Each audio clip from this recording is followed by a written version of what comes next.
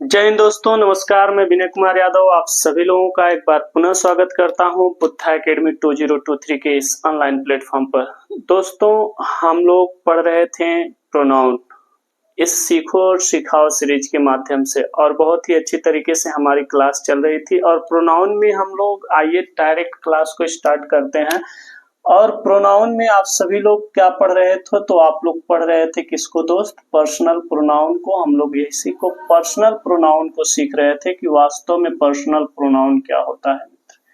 इसी को तो सीख रहे थे हम लोग, यही होता है पर्सनल प्रोनाउन।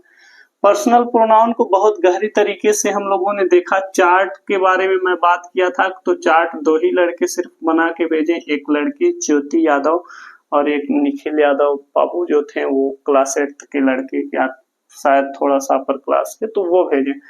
ऐसे कुछ बच्चे हैं जो डेडिकेशन को दिखाते हैं, उनका बहुत ही अच्छा चार्ट रहा, मैं उनका तारीफ करना चाहूंगा। और ये सभी चीजें हैं, आगे देखते हैं। और पर्सनल है, वो भी पर्सनल भेजे। उनकी एक गलती है, उनको ग्रुप में भेजना चाहिए। आपसे मैं ग्रुप में भेजने के लिए कहा था, तो आप लोग ग्रुप में कोई चीज भेजिए। अगर आप ग्रुप में नहीं ज्वाइन है तो आप ज्वाइन कर सकते हैं ग्रुप को, और वो लिंक है हमारे डिस्क्रिप्शन बॉक्स में उसका। ध्यान दीजिए, आने वाले समय में आगे देखते हैं। आपके माइंड में पर्सनल प्रोनाउन से एक क्वेश्चन आ सकता है कि मान लीजिए सर कि तीनों पर्सन अगर एक ही साथ आ जाए, यानी कि फर्स्ट पर्सन और सेकंड पर्सन और थर्ड पर्सन तीनों एक ही साथ आ जाएं, जैसे मैं, तुम और वह, ऐसा एक ही साथ आ जाए, तो प्रायोरिटी किसको दिया जाता है? तो दोस्त, सबसे पहले तो आप समझने की कोशिश करिए। प्रायोरिटी देने के लिए दो चीज होता है। एक होता है फर्स्ट पर्सन, सेकंड पर्सन, और उसके बाद थर्ड पर्सन को प्रायोरिटी दिया जाता है। और दूसरा दोस्त, पहले जो है कि सेकंड पर्सन को, उसके बाद थर्ड पर्सन को, और उसके बाद फर्स्ट पर्सन को प्रायोरिटी दिया जाता है। ऐसे होता है मित्र। अब कब इसको प्रायोरिटी दिया जाता है, कब इसको और कब इसको, ध्यान दीजिएगा। कब इसको लिखा जाएगा, कब इसको। जैसे मान लीजिए अगर मैं एक सेंटेंस लिखूं, मैं तुम, हिंदी में कुछ भी लिखिए, मैं तुम और वह, मैं तुम और वह, मैं तुम और वह एक दूसरे की मदद करते हैं, एक दूसरे की मदद करते हैं, लिख सकते हैं मदद करते हैं।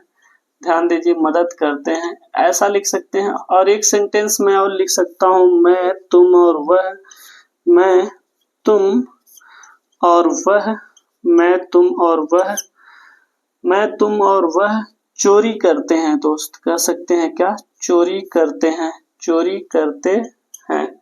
समझने की कोशिश करिए आप सभी लोग, चोरी करते हैं। ये दो चीज हम समझते हैं। मैं तुम और वह एक दूसरे की मदद करते हैं, एक के बाद यहाँ दूसरा लिखे, एक दूसरे की मदद करते हैं। और मैं तुम और वह चोरी करते हैं। ऐसा सेंटेंस अगर मैं लिखता हूं, तो ध्यान दीजिए कि कब फर्स्ट पर्सन को पहले लिखते हैं, कब पहले सेकंड पर्सन को लिखते हैं और थर्ड पर्सन को। तो ध्यान दीजिए आप सभी लोग, इस हिंदी के हिसाब से आपको नहीं लिखना है, आपको उसका रूल जानना होगा। थोड़ा बहुत ये जानकारी रखिए आप लोग, इसके बारे में हम जब सब्जेक्ट वर्ब एग्रीमेंट से पढ़ाएंगे तो समझाएंगे। यहाँ पे मैं की अंग्रेजी आई होती है दोस्त, और यू होता है इसका अंग्रेजी आई यू एंड, जुम कर रहा है, आई यू एंड, ठीक है, आई यू एंड ही। ध्यान दीजिए, इसके अनुसार नहीं, ये तीन लोग हो गए तो सब्जेक्ट प्लूरल हो जाएगा। सब्जेक्ट प्लूरल होगा तो वर्ब भी हम प्लूरल यूज करेंगे दोस्त। यानी कि मैं तुम वह, यानी कि आई यू एंड ही। हेल्प होगा, हेल्प्स नहीं होगा। आप कहीं ही के अनुसार न लगाइएगा, वर्ब तीनों के अनुसार लगता है। Help one another, help one another, एक दूसरे की हम लोग क्या करते हैं दोस्त? तो मदद। समझने की कोशिश करिए, थोड़ा ये समझिए, बस इतना मैं कहना चाहता हूँ। हेल्प वन अनदर, यहाँ लिख रहा हूँ, वो लिख दिया हूँ, उसकी जरूरत है हमें। हेल्प वन अनदर, समझ पा रहे हैं आप इस चीज को? तो ये सेंटेंस सही है कि नहीं, गलत है कि नहीं, ये समझने की कोशिश करिए आप सभी लोग। या तो हम इसको ऐसे, इसको अगर लिखे तो इसको हम लिखेंगे आई, इसके अनुसार I you and he, I you and he steal, steal चोरी करते हैं हम सभी लोग। दो चीज है, समझने की कोशिश करिए। तो कब फर्स्ट पर्सन सेकंड पर्सन और कब सेकंड पर्सन थर्ड पर्सन और फर्स्ट पर्सन को यूज किया जाता है, ये समझने की कोशिश करिए। अगर कोई काम जो है वो अच्छा काम हो रहा है, अच्छा का मतलब पॉजिटिव सेंस में हो रहा है, पॉजिटिव सेंस में कह सकते हैं, पॉजिटिव सेंस में हो रहा है, और जो है कि ध्यान दीजिए आप सभी लोग, पॉजिटिव सेंस में हो रहा है, और कोई काम ऐसा है जो निगेटिव सेंस में हो रहा है। अगर पॉजिटिव सेंस में हो रहा है तो सबसे पहले हम सेकंड पर्सन, फिर थर्ड पर्सन, फिर फर्स्ट पर्सन को यूज करेंगे, यानी कि इसको यूज करेंगे। और अगर निगेटिव सेंस में हो रहा है दोस्त तो इसको यूज करेंगे, अगर निगेटिव सेंस में, यानी कि काम खराब हो रहा है। तो आप बताइए इन दोनों में कौन सा काम अच्छा है, कौन सा काम अच्छा है, थोड़ा समझने की कोशिश करिए। क्या चोरी करना अच्छा है या फिर ये ऑप्शंस को समझने की कोशिश करिए। बस इतनी छोटी सी बात है, इसको बस जान लेना जरूरी था। तो हम सभी लोग ध्यान दीजिए, मदद करना अच्छा बात है। तो जब हम किसी की मदद करते हैं, और पहले मैं भी होता हूँ, वो भी होता है, वो भी, तो सबसे पहले बड़ाई दोस्त अपनी मत करो, अपने लास्ट में बड़ाई कर लेना। सबसे पहले उन दोनों को भी तो सामने लाओ। आपकी ये नैतिक कर्तव्य बनता है दोस्त कि सबसे पहले उनको लिखो। तो ऐसे लिखना गलत होगा दोस्त। सबसे पहले हम इसमें प्रायोरिटी देंगे किसको, सेकंड पर्सन को, यानी कि यू। उसके बाद हम लिखेंगे किसको दोस्त, थर्ड पर्सन को। उसके बाद हम किसको लिखेंगे, थर्ड, हिंदी कुछ भी रहे, उसके बाद हम लिखेंगे थर्ड पर्सन को, यू, ही, और उसके बाद एंड आई होगा। You, he and I help one another, help the poor लिख सकते थे, कुछ भी लिख सकते थे। आगे देखने की कोशिश करिए। लेकिन यहाँ पे ये काम अच्छा नहीं है, आप गलती कर रहे हैं तो सबसे पहले स्वयं गलती को स्वीकार करिए, यानी कि सबसे पहला पर्सन कौन होना चाहिए, आप, फिर आपके सामने वाला जो वहां उपस्थित नहीं है। ये समझने की कोशिश करिए आप सभी लोग। तो इसको रखिए आप लोग, ये समझना बहुत जरूरी है, तो आप इसको रख सकते हैं। तो आप जब यहाँ लिखेंगे तो ये सही है, आई, और उसके बाद सेकंड पर्सन को लिखिए आप, यू, और उसके बाद आप थर्ड पर्सन को लिखिए, यानी कि ये हमारा जो लिखा गया है ये क्या है दोस्त, सही है। यही चीज हम समझाना चाहता था आपको। तो ये शायद आपको समझ में आ गई होगी। एक सेंटेंस मैं बोल दे रहा हूँ, आप उसको बताइए कि पहले क्या लिखाएगा। जैसे मैं, तुम और वह, मैं, तुम और वह रोजाना सुबह में टहलते हैं। अब इसको समझिए और आप लिखने की कोशिश करिए। बस इतना था, मैं इसको मिटा रहा हूँ। यहाँ से इंपॉर्टेंट क्वेश्चन बनता है, मैं बताऊंगा जब क्वेश्चंस की बारी आएगी। तो और कुछ लोग इसको प्लूरल और सिंगुलर से पढ़ाते हैं दोस्त, और वो होता भी है वास्तव में, तो उसको हम समझने की कोशिश करेंगे। आइए, मैं कल आपसे कहा था एक चीज समझने के लिए, कि कल हम लोग यूज देखेंगे किसका दोस्त, इट का। कल मैंने आपसे कहा था कि यूज देखेंगे, यही पर्सनल प्रोनाउन में ही इट आता है एक दोस्त, इट का यूज देखेंगे। और चूंकि इट का यूज जब देख लेंगे तो दोस्त इसी के साथ साथ हम देयर का यूज देखेंगे, यानी कि इसको एक और नाम दे दिया जाता है। क्यों दिया जाता है वो भी अभी समझाएंगे। इंट्रोडक्टरी देयर लिखते हैं ना, इंट्रोडक्टरी देयर, इंट्रोडक्टरी इट और देयर, इन दोनों को समझने की कोशिश हम आज करेंगे। लेकिन सबसे पहले इट को एज ए प्रोनाउन समझ लेते हैं। ध्यान दीजिए, इट का प्रयोग कहाँ होता है, तो इट हम पर्सनल प्रोनाउन में दोस्त न्यूट्रल जेंडर को देखते हैं, न्यूट्रल जेंडर को। इट का प्रयोग सबसे पहला यूज तो वहां होता है, इट का प्रयोग वहां होता है जिसका जेंडर न्यूट्रल हो, यानी कि वो एक तरीके से अगर हम कह दें लाइफलेस हो और जेंडर हमें पता न हो, तो फिर हम किसका प्रयोग करते हैं, इट का। जैसे मैं कह दूं कि this is the book, this is the book, ये किताब है, यह किताब है, यह किताब है, उसे दे दो, उसे दे दो। तो हम कहेंगे यह किताब है, इसे उसे दे दो, यह किताब है, इसे उनको दे दो। मैं कहूं तो मैं कहूंगा this is the book, give the book. मैं कह सकता हूं ना, गिव द बुक हिम, किताब उसे दे दो। अच्छा, अब आप जब पाएंगे दोस्त तो यहाँ पे द बुक दो बार आ गया ना मित्र, तो जब दो दो बार आता है तो नाउन का रेपिटेशन माना जाता है। तो यहाँ पे इसके स्थान पे जगह पे इसका हम प्रोनाउन यूज कर देंगे। वो प्रोनाउन कौन सा होता है दोस्त? तो प्रोनाउन इट होता है। देखिए ऑफलाइन नहीं है दोस्त, ऑनलाइन है। ऑनलाइन में ऐसी चीजों को समझाना बहुत चैलेंजिंग होता है एक तरीके से हम कह दें तो, क्योंकि हम एक्सप्रेशन को पकड़ना चाहते हैं बच्चों के। जब कोई चीज हम पढ़ाते हैं, कोई चीज हम सिखाते हैं, तो हम चाहते हैं कि जो बच्चा मेरे सामने बैठा है उसकी एक एक बच्चे की नजर हमारी नजर से मिले और हम उसके एक्सप्रेशन को पहचान पाए कि ये जो मेरी बात कही गई क्या वो समझ पा रहा है या नहीं समझ पा रहा है मित्र। लेकिन जब आप ऑनलाइन होते हैं तो फिर वही एक्सप्रेशन को हमें ये भी सोचना होता है। हम तब विद्यार्थी भी बन जाते हैं और हम ही तब टीचर भी बन जाते हैं, और हम ही को ये सोचना होता है कि अगला वाला लड़का हमारा क्या सोच रहा होगा, वो जो बैठा है सामने जो इस समय सीख रहा है वो क्या सोच रहा होगा, क्या उसके माइंड में आई होगी, इसको और किस तरह वो सोच सकता है, क्या उसका प्रश्न बन सकता है यहाँ पे। वो सारी चीजें दोस्त समझने की कोशिश करिए।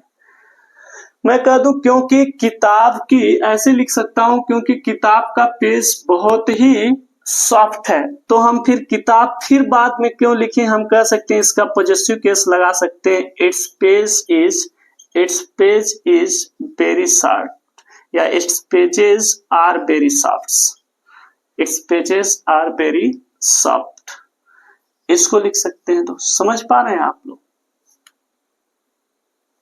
तो ये कुछ मैं समझाना चाह रहा हूं। एक तो इट इसका ये है कि अगर लाइफ में हो तो फिर लाइफ लेस है, निर्जीव है, तो फिर हम उसका प्रयोग कर सकते हैं। एक चीज और, हम इसका यूज कहाँ करते हैं दोस्त, समझने की कोशिश करिए। इसके हर एक यूज को ऐसे ही बस मैं लिखता चला जा रहा हूं, आप समझिए, एक एक एग्जाम्पल भी दूंगा।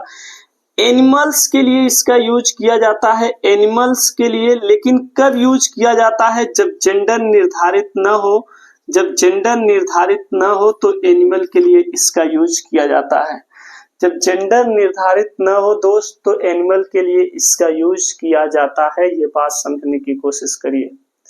जैसे बहुत दूर से कोई गाय या फिर कोई बैल आ रहा है तो हम दूर से देख के नहीं बता सकते कि वो कौन सा जानवर आ रहा है। तो मैं कहूंगा कि कोई चीज आ रहा है तो वहां पे हम उसके लिए प्रोनाउन जब यूज करेंगे, समझा दे रहा हूं, उसके लिए प्रोनाउन हम इट ही यूज करेंगे, इट। जैसे मान लीजिए एक झटके में मैं कह दूं कि cow is coming, the cow is coming, ऐसे लिख दूं द काउ इज कमिंग, गाय आ रही है, द काउ इज कमिंग। अब आप कहेंगे कि सर जब हम गाय आ रही है लिख दिए हम, तो फिर पक्का जान गए कि उसका जेंडर निर्धारित नहीं, हमारे मुख से निकल जाता है कि गाय आ रही है, लेकिन बाद में समझ अरे यार हो सकता है कि वो बैल हो या कुछ भी हो, जेंडर निर्धारित न हो दोस्त, मैं समझाना चाहता हूँ। या फिर हम कह सकते हैं जब छोटे कोई कीटाणु होते हैं, छोटे बहुत चींटी चीटा होते हैं, तो हम देख करके उनका जेंडर नहीं निर्धारित कर पाते हैं दोस्त, तो फिर हम किसका प्रयोग करते हैं? इट का प्रयोग करते हैं। मैं कह सकता हूं कि the cow is a pet animal, तो यहाँ पे हम लिख सकते हैं it is a pet animal, it is a pet animal. ये समझने की कोशिश करिए आप सभी लोग, यानी कि इसके स्थान पे हम क्या यूज कर सकते हैं? इट का प्रयोग करते हैं। आप लोग एक लिखते होंगे निबंध पहले, सबसे पहले शुरू में काय में, it has 4 legs, it has 1 tail, it has 2 eyes, 2 ears, नहीं लिखते हम सभी लोग, सेम वही चीज है मित्र।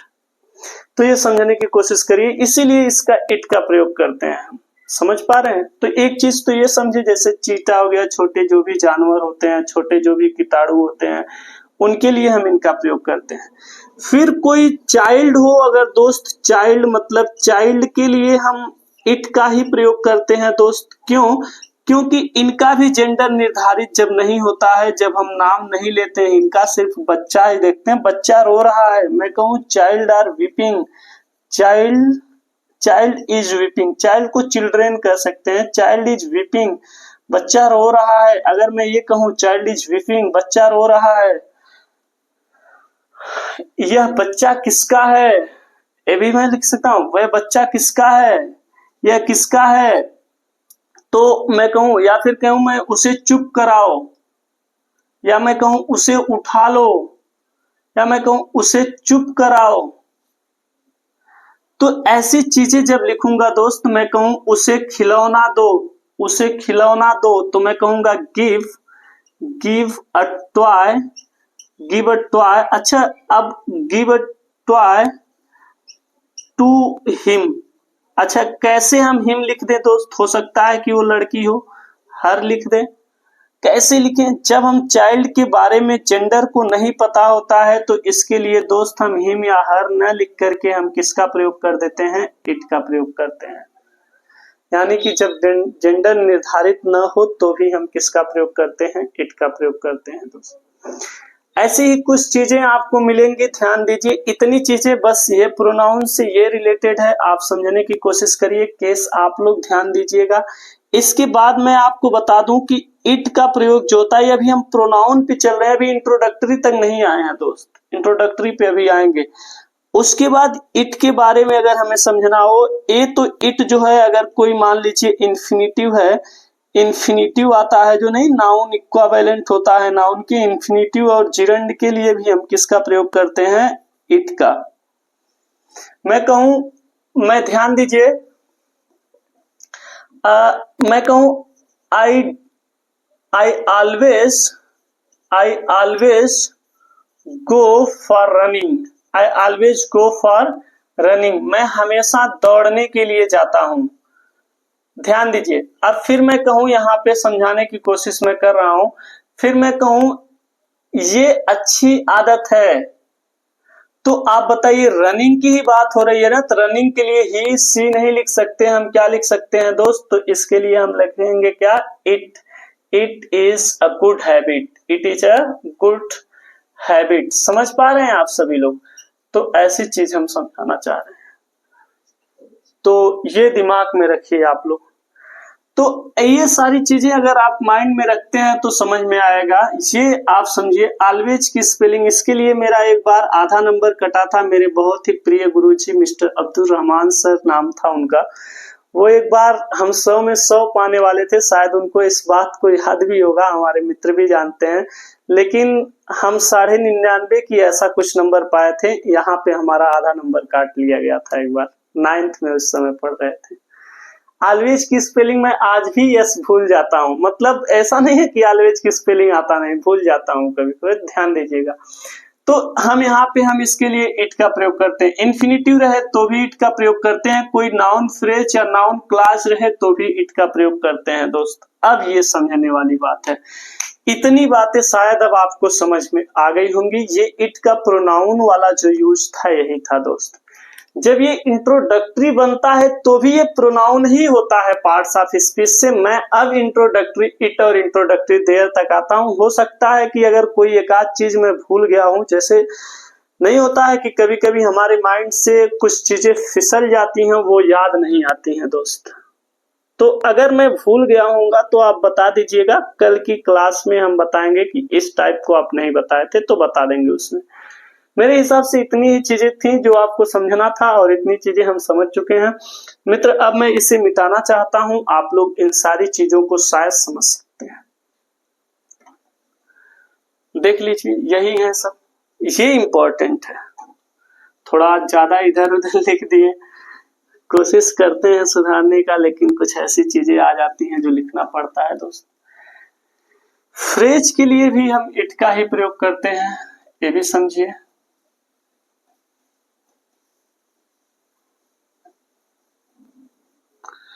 अब समझिए, अब इंट्रोडक्टरी तक आते हैं। इंट्रोडक्टरी क्यों कहा गया इट को, समझने की कोशिश करिए। अब पहले एग्जाम्पल देंगे फिर समझाएंगे, ऐसा चीजें हैं, ठीक है। तो ये बात, गर्मी आज दोस्त ज्यादा है थोड़ा सा, यहाँ पता नहीं क्यों गर्मी कम नहीं हो रही है ना मित्र, समझिए आप लोग इसको। अब हम लोग थोड़ा देखते हैं इंट्रोडक्टरी इट को। इंट्रोडक्टरी इट जो होता है, इंट्रोडक्टरी इट नाम देते हैं लोग ना, इंट्रोडक्टरी इट।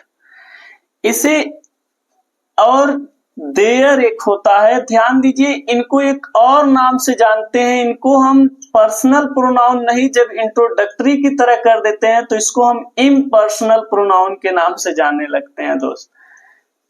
इम्पर्सनल प्रोनाउन जो होता है उसी को हम इंट्रोडक्टरी इट का प्रयोग करते हैं। पर्सनल का मतलब ध्यान दीजिएगा, पर्सनल का मतलब ये होता है कि ये अपनी ही बात करता है, तो वो पर्सनल प्रोनाउन होता है, वहां पे वो अपनी ही बात कर रहा था। लेकिन जब ये अपने बारे में कोई बात नहीं बल्कि किसी का दूसरे का बस इंट्रोड्यूस कराने के लिए आता है, तो ये अपने बारे में नहीं बल्कि दूसरे के बारे में बात करता है, तो इसलिए पर्सनल नहीं बल्कि इम्पर्सनल बन जाता है और उसका दूसरा नाम लोग दे देते हैं क्या दोस्त, इंट्रोडक्टरी दे देते हैं। समझने की बात कोशिश करिए, मैं समझाता हूं। जैसे एक बहुत ही प्रचलित उदाहरण हर एक टीचर यूज करते हैं, मैं भी यूज कर ले रहा हूं। जैसे हम लिखते हैं क्या दोस्त, it is raining, it is raining, वर्षा हो रही। समझने की कोशिश करिए, ऑफलाइन में इसको समझाना कठिन हो जाता है, ऑनलाइन की तो बात ही अलग है। ऑफलाइन में बच्चे इतना क्वेश्चन करते हैं इसके बारे में, ऑनलाइन में आप भी क्वेश्चन कर सकते हैं। तो क्वेश्चंस का जवाब देना पड़ता है, वहां पे हमें समझना पड़ता है, हमें समझाना पड़ता है मित्र, ये गहरी बातें होती हैं, समझिए इस बात को आप लोग। अच्छा, जब हम लिखते हैं इट इज रेनिंग, ध्यान दीजिएगा, इट इज रेनिंग इसका मतलब है कि वर्षा हो रही है दोस्त, वर्षा हो रही है।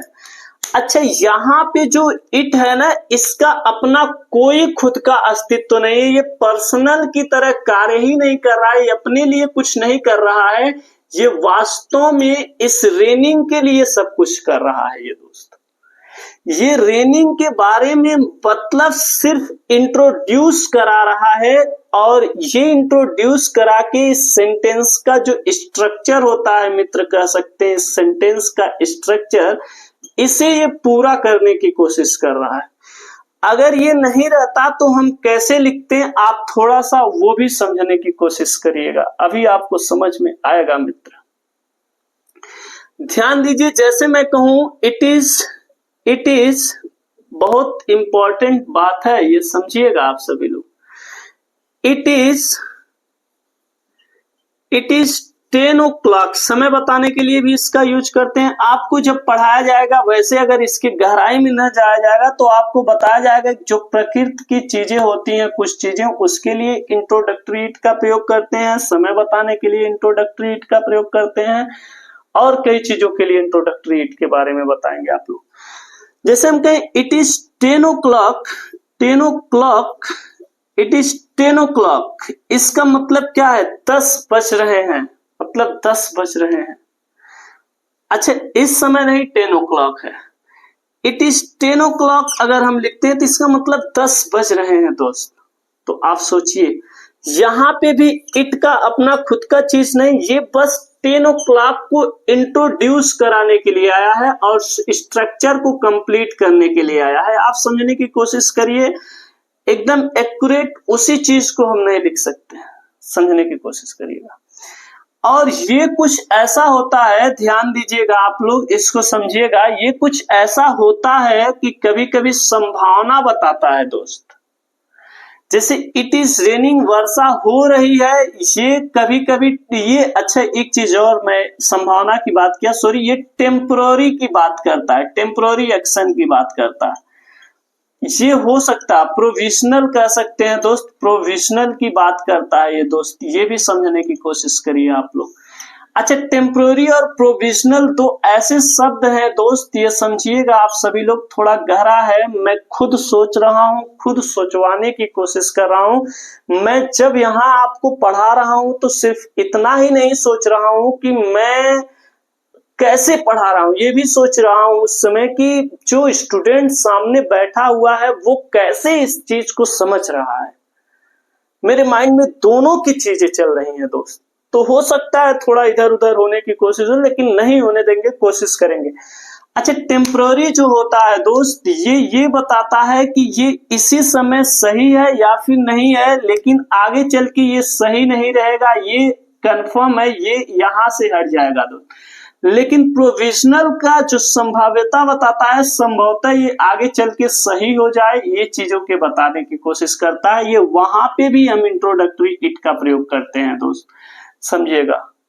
जैसे कैसे हम कह सकते हैं कि एग्जाम्पल यहां लिखिए, मैं कहूं इट इज पॉसिबल, ये संभव है, मैं कहूं संभव है, इट इज पॉसिबल, संभव है, इट इज पॉसिबल, संभव है, that he is a thief, he is a thief, वह चोर है, ये पॉसिबल है।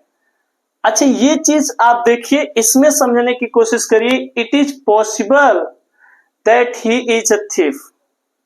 हाँ आगे चल के ये टेम्पररी नहीं है दोस्त, ये प्रोविजनल है, इसी का मतलब होता है, मतलब आगे चल के ये बात सही भी हो सकती है कि वह चोर है, वह चोर है, ये बात सही हो सकती है, और ये हमेशा के लिए सही हो सकती है।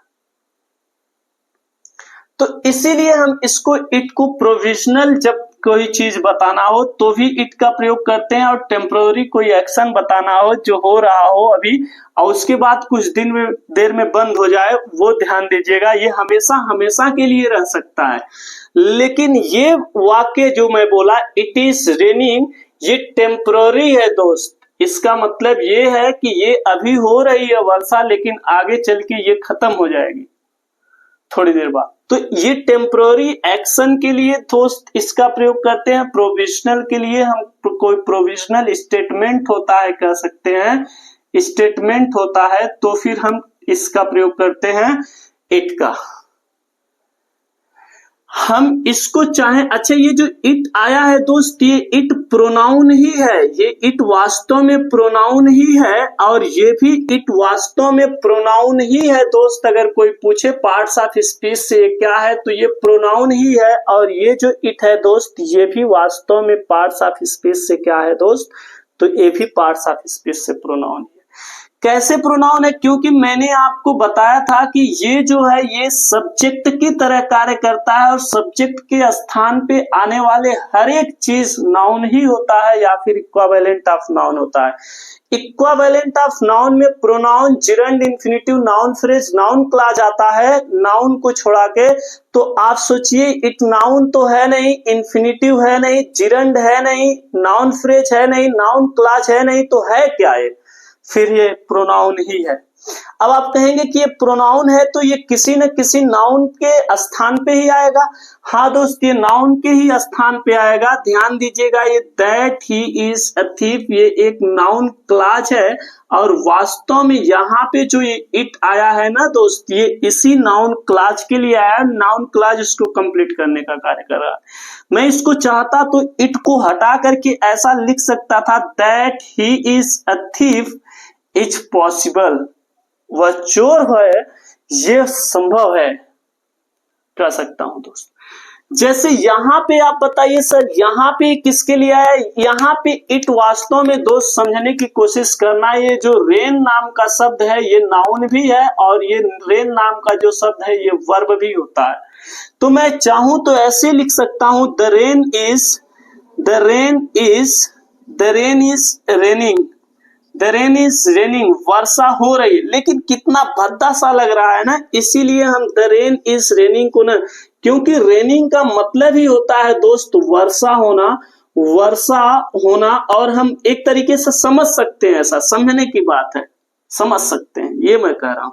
वर्षा हो रही, वर्षा होना, इसका मतलब ही इसमें वर्षा ऑलरेडी जुड़ा हुआ है, फिर हम द रेन को क्यों ही लिखे।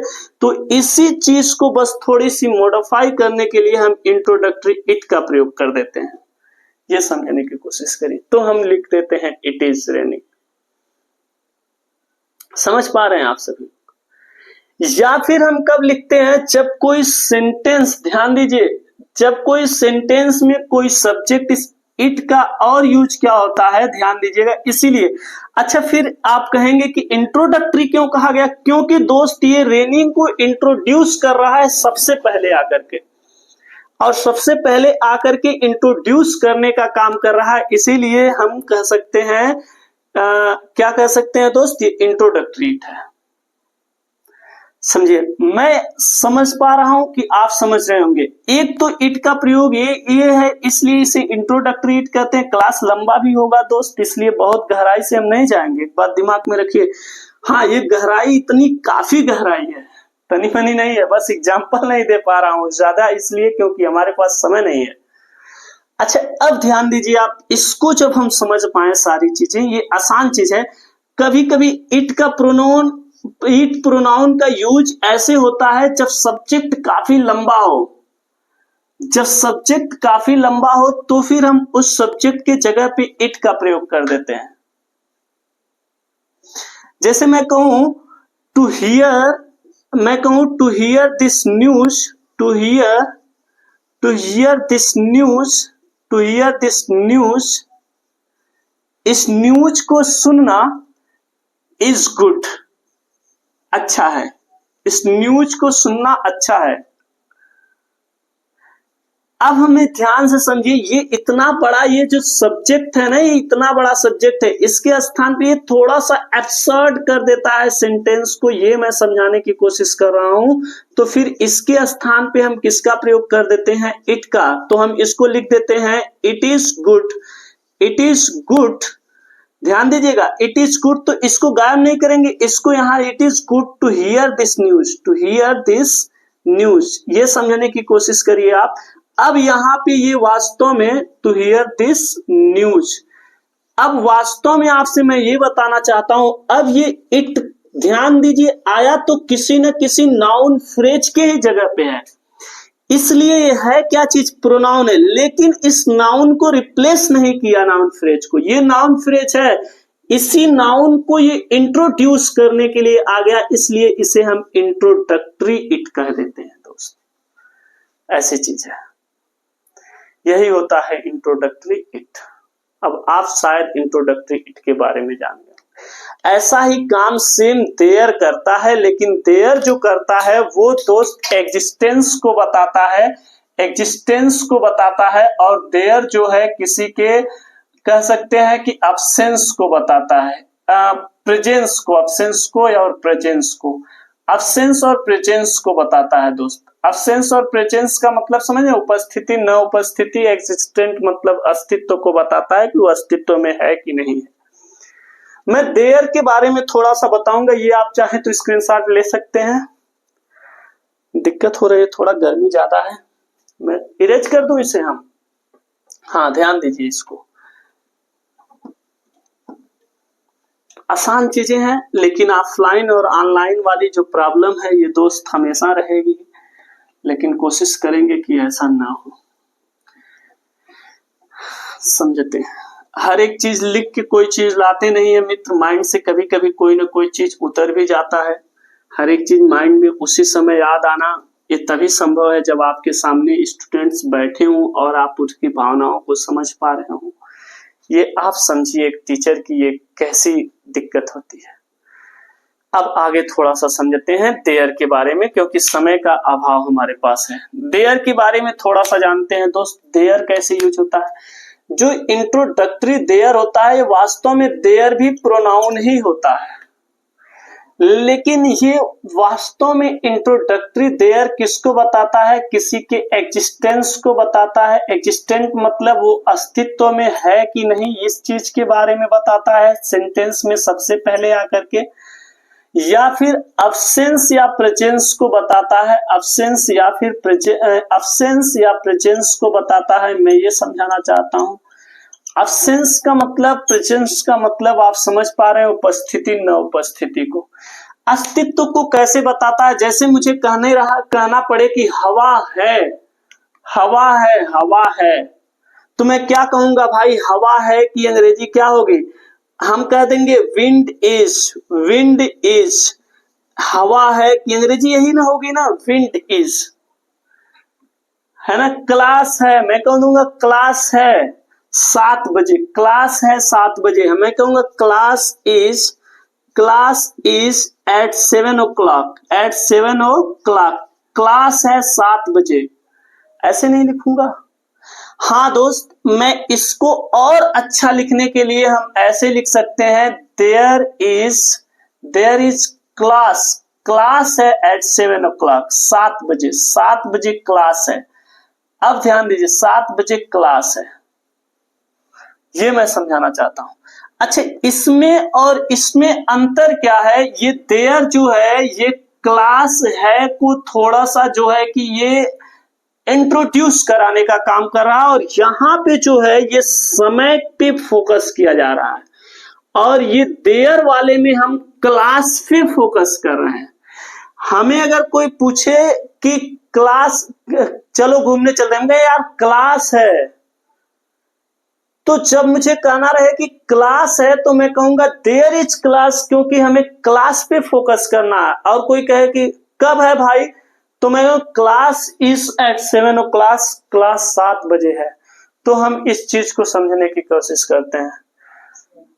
7 o'clock, अच्छा यहाँ क्लास लिख दिए हैं, 7 o'clock यहाँ है, ठीक है मित्र। तो ये दिमाग में रखना कितनी इंपॉर्टेंट चीज है। ये दोनों सही है, लेकिन इस पे जो जोर देता है वो समय पे ये जोर दे रहा है, और ये क्लास के इस अस्तित्व को दिखा रहा है कि क्लास है, उसके प्रेजेंस को दिखा रहा है, एक तरीके से कह सकते हैं दोस्त। ध्यान दीजिए, जैसे मैं कहूं कि हवा है, विंड इज, तो ये मतलब कर रहा है प्रेजेंट में दोस्त, किसी चीज को कर रहा है। लेकिन आप देखिए क्या एक कंप्लीट सेंटेंस लग रहा है? नहीं। तो ये इसी चीज को इंट्रोड्यूस कराने के लिए देयर आ जाता है, तो हम कह सकते हैं there is wind, there is wind, हवा है या हवा होती है। तो आप देखिए हवा के एग्जिस्टेंस को दिखा रहा है, इसलिए यहाँ पे हम इंट्रोडक्टरी देयर का प्रयोग करते हैं, और ये इसके लिए आया। और ये चूंकि सब्जेक्ट के स्थान पे, इसलिए पार्ट्स ऑफ स्पीच से प्रोनाउन है, और ये हवा के लिए ही आया है दोस्त, समझने की कोशिश करिए। जैसे मैं कहूं कि 40 लड़के हैं, 40 लड़के हैं, तो हम क्या कहेंगे? 40 स्टूडेंट्स, 40 स्टूडेंट्स। सर थोड़ा ध्यान दीजिएगा, उसमें दिख रहा है कि नहीं? इस मार्कर को दिख रहा है ना? हाँ, नहीं तो हम इसका यूज करें। 40 स्टूडेंट्स, मैं कहूँ 40 स्टूडेंट्स आर, यानी कि 40 स्टूडेंट्स हैं क्लास में। 40 students are in the class, class में 40 स्टूडेंट्स हैं।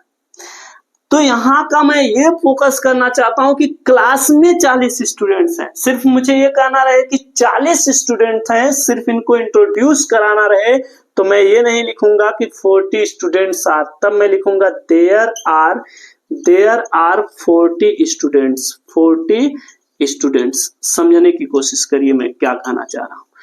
अच्छा, अब आपको मैं बता दूं कि यहाँ देयर के हिसाब से वर्ब नहीं लगता है, ये वर्ब इसी सब्जेक्ट के हिसाब से लगता है दोस्त। सब्जेक्ट ये वास्तव में यही है, इसी के बारे में बात हो रही है, लेकिन यहाँ पे सब्जेक्ट की तरह कार्य ये कर रहा है दोस्त, इंट्रोड्यूस करा रहा है उस सब्जेक्ट को, इसीलिए इसको हम इंट्रोडक्टरी कहते हैं।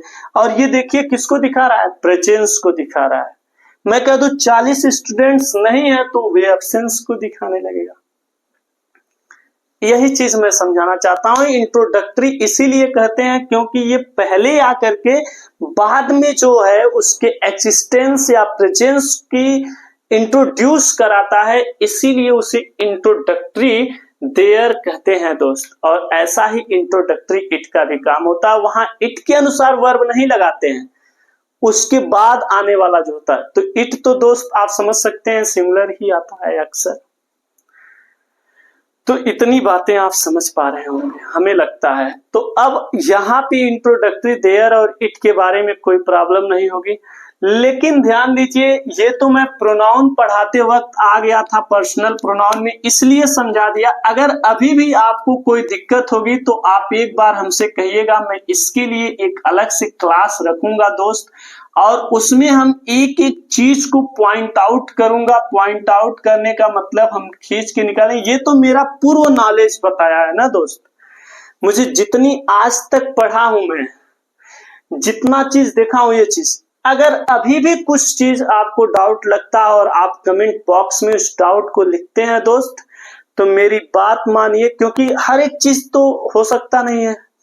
तो आप मेरी बात मानिए, अभी भी अगर आप लिखते हैं तो मैं इसी के बारे में, इंट्रोडक्टरी इट और देयर के बारे में एकदम गहराई से पॉइंट आउट करूंगा, तलाशूंगा इसे, और फिर आकर के एक क्लास और लूंगा जिसका नाम होगा, सिर्फ उस क्लास का नाम introductory, complete introductory there and it.